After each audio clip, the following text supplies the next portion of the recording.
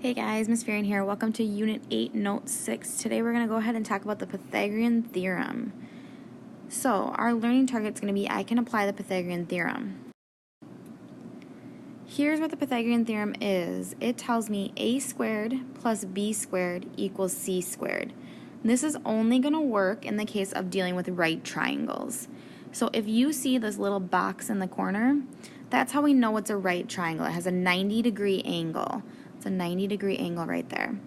So our Pythagorean theorem then is a squared, which is a leg, we call this a leg, plus b squared, which is our other leg, has to equal c squared, which is our hypotenuse. And c will always be across from the 90-degree angle. So our hypotenuse is always our c value, and it's always going to be the largest length.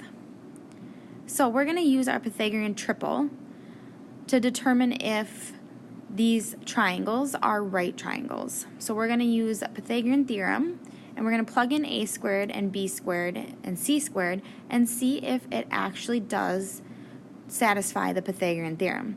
If it does, then we are forming a right triangle. If it does not, then we are not forming a right triangle. So we're going to go ahead and just use the Pythagorean theorem right now. I want to find the missing length of the following right triangles. That right there is how I know I can use Pythagorean theorem, because we're talking about right triangles. So I'm going to do a squared plus b squared is going to equal c squared. So for number one, I know that a is 8 and b is 15. So I'm going to plug that in for a and b, and we're going to solve for c then. So I'm going to have 8 squared plus 15 squared is going to equal c squared. So I'm going to go ahead and plug this into my calculator. 8 squared is going to give me 64. 15 squared is going to give me 225. And that's going to equal c squared. So I can add 64 and 225, and I'm going to end up with 289 is going to equal c squared. I want to know what just c is. So we learned in our last lesson that to undo a square root, we square something. It's the opposite for undoing a square then. So to undo a square, we're going to square root. What I do to one side, I have to do the other. So when I plug the square root of 289 into my calculator, it's going to give me that c equals 17. Number two then, I'm going to do a squared plus b squared equals c squared. Again, plugging a and b in. So I get 18 squared plus 24 squared is going to equal c squared. So 18 squared gives me 324. 24 squared gives me 576 is going to equal c squared. Add them together, I get 900 equals c squared. Undo a square, take the square root. So I'm going to end up with c equals 30. Next problem here, I have that a equals 5 and c equals the square root of 61.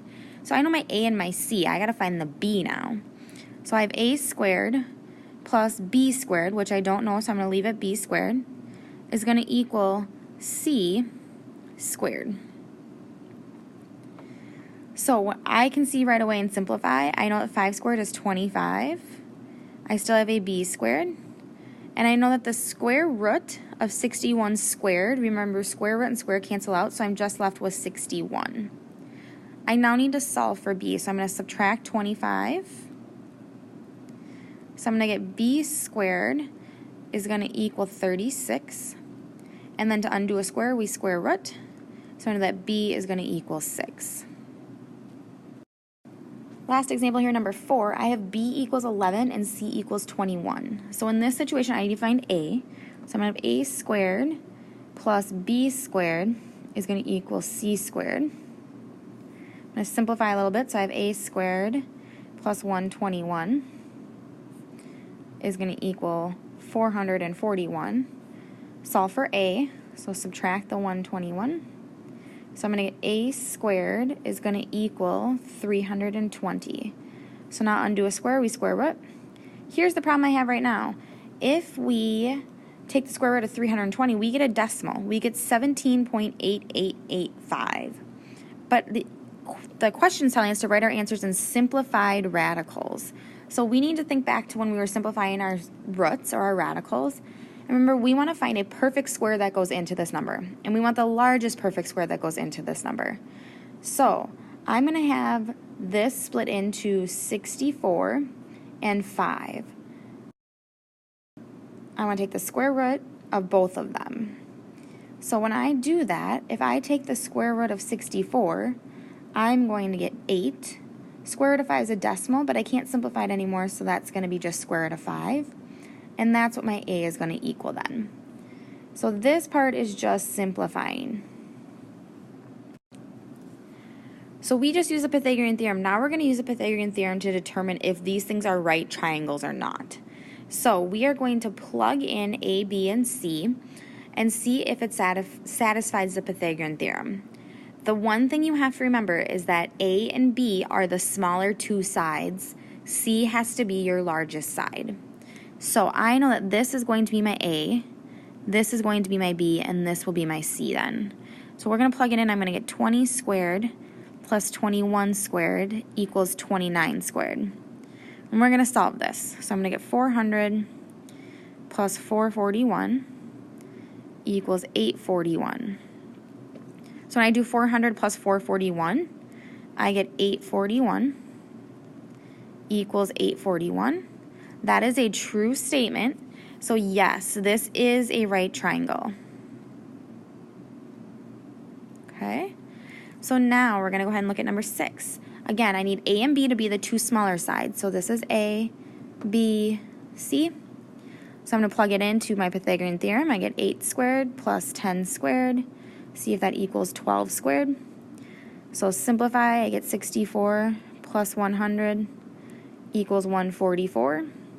So I get 164 equal to 144.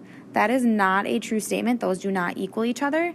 So this is a no. This is not a right triangle. I want you to pause the video. I want you to try 7 and 8 on your own. Remember, A and B are the smaller two sides. C has to be the largest side. Plug them into Pythagorean theorem, and then come back and check your answers.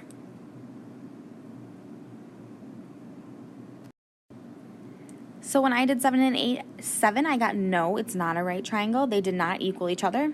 And 8 I got yes, they ended up equaling each other, so I said it is a right triangle. If you got either of those wrong, come chat with me before moving on with the rest of the notes. So for number 9 here, I want to find out what is the area of this triangle here. So I know that to find area of a triangle, I have area equals base times height divided by 2. So I know my base right now, but I don't know the height. My height I have to find out right now. So I can do that. This is a right triangle, so we can use Pythagorean theorem to find that side. Remember C, side C is always across from the 90-degree angle. So I know that 20 is going to be my C, which means that A or B could be my 12. So I'm going to plug it in for A, or I'm going to plug it in for B actually. So I'm going to do A squared plus 12 squared is going to equal 20 squared. So we can simplify. I'm going to get 12 equal to 144. 20 squared is equal to 400. We're going to solve for A squared. So subtract that 144. I'm going to get A squared equals 256. And then I square root it. So I get A equal to 16. So I now know that this, my H, is going to be 16. So I can now go and find the area of this thing. Area is going to equal my base, which is 12, times my height, which is 16, divided by 2. Simplify that out, I get 192 on top, divided by 2. So area is going to equal 96 units. And since we're finding area, it's squared, units squared. Number 10 here, a square shopping center has a diagonal walkway from one corner to another. If the walkway is about 70 meters long, what is the approximate length of each side of the center? So I'm going to draw myself a picture here. I have a square shopping center. That's important. That means that all my sides are going to be the same. Okay. And I have a diagonal, so a diagonal that goes from one corner to the other. and that's going to be 70 meters long. It wants me to find out what is the length of each side. So I need to find x. I need to find what that is. So since I know it's a square, I know I have a right triangle going on here if I look at just half of this. So if I look at just this half right here, that's a right triangle. So I can go ahead and I can use Pythagorean theorem. 70 is across from the right triangle, from the 90-degree angle. So that's going to be my C value. So A is going to be x squared. B is going to be x squared, and that's going to equal 70 squared. Now, we want to simplify this. So I have an x squared plus an x squared. That gives me 2x squared equal to 70 squared. So I can go ahead and plug that in, or solve for x now. We're going to divide by 2. Divide by 2, so I'm going to get x squared. I'm going to do 70 squared, hit enter, and then divide by 2, and I get 2,450. And now, solving for x, got to take the square root. X is going to equal 49.5. Since we're talking about meters, it should just be meters.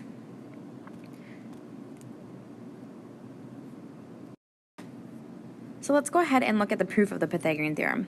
So I know that if I build a square off of each side of the triangle, basically it should prove our Pythagorean theorem. So let's look at that here. I have this triangle that has a side length of 3, 4, and 5. So for the first one, I built a square off of it, and so since the side length is 3, the other one has to be 3. And when I did that, I can count all these little squares here, and that'll tell me my area. So my area for this thing is going to be 9. So I can go ahead and look at that for this square now.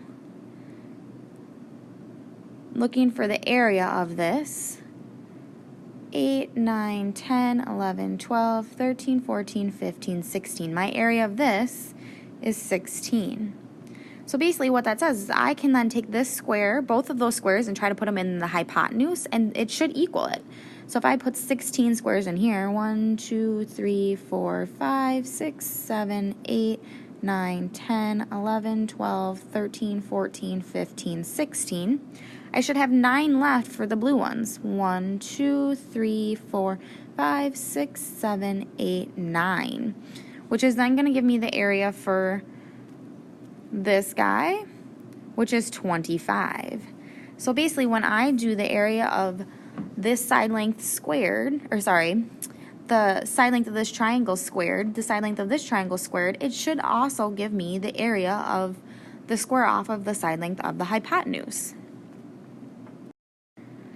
So let's use that to answer number 11 now. If the perimeter of square 1 is 160 units, perimeter of square 2 is 120 units, what is the perimeter of square 3?